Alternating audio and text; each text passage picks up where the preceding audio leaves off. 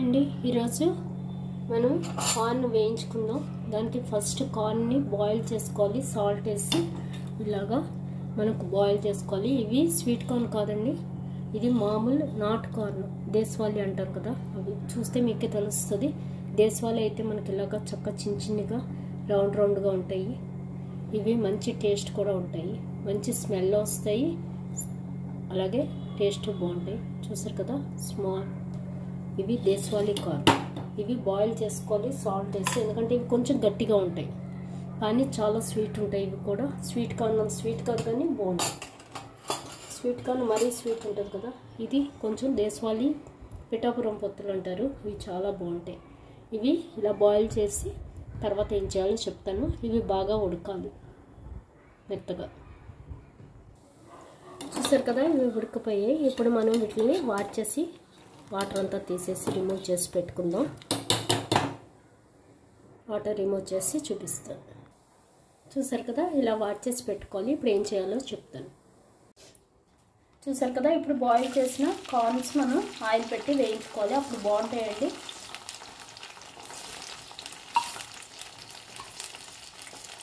Boil చేయకుండా కూడా వేయించుకోవచ్చు, కానీ ఇవి కొంచెం గట్టిగా ఉంటాయి. ఒకసారి బాయిల్ చేస్తే మెత్తగా వేగిపోతాయి. ఓకే,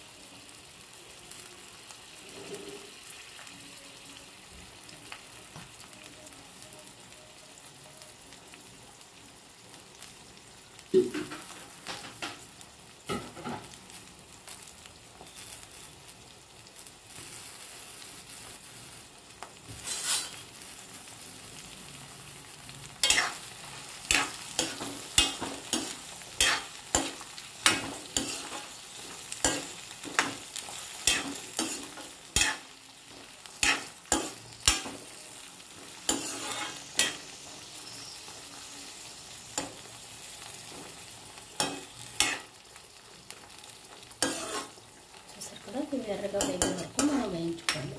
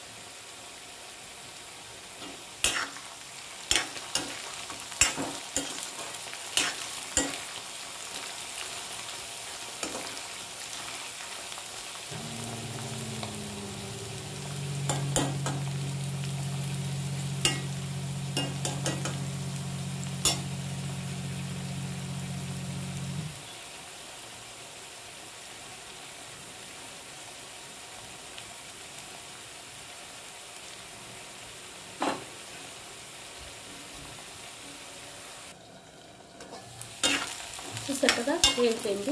ఇప్పుడు మనం దీనికి ఆయిల్ రిమూవ్ చేసేసుకోవాలి. ఆయిల్ ఎలా వేగితే సరిపోతుంది. ఇప్పుడు మనం ఆయిల్ రిమూవ్ చేసేస్తే చూసారు, గల్లు మంటుంది. ఇప్పుడు ఆయిల్ రిమూవ్ చేసేద్దాం.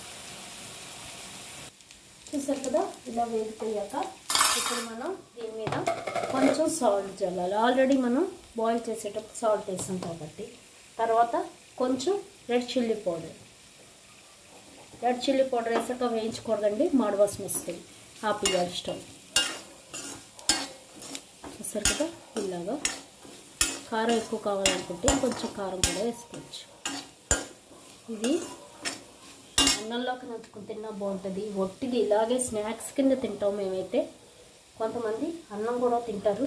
ఈ కింద మనం ఈ మూకుడులో కనుక అన్నం కలుపుకొని తింటే ఉంటుంది, సూపర్ ఉంటుందండి.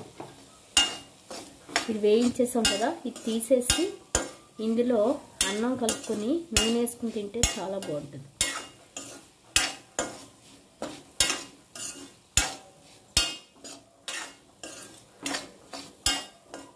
ఇంతే, కార్న్ రెడీ.